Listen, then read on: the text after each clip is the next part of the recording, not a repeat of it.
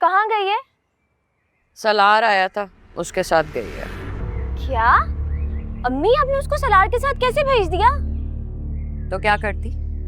इनकार करके मैं आपा से नहीं बिगाड़ सकती ना भाई ना। वक्त बेवक्त पैसों की जरूरत पड़ती है ना मुझे, तो वही मदद करती है मेरी। इस कदर गैर जिम्मेदारी दिखाई है तुमने सालार। मैंने बताया तो था ना पप्पू, वो गाड़ी रुक गई थी तो उनको मैकेनिक के पास ले जानी पड़ी, इसी वजह से रिक्शा करवाया था।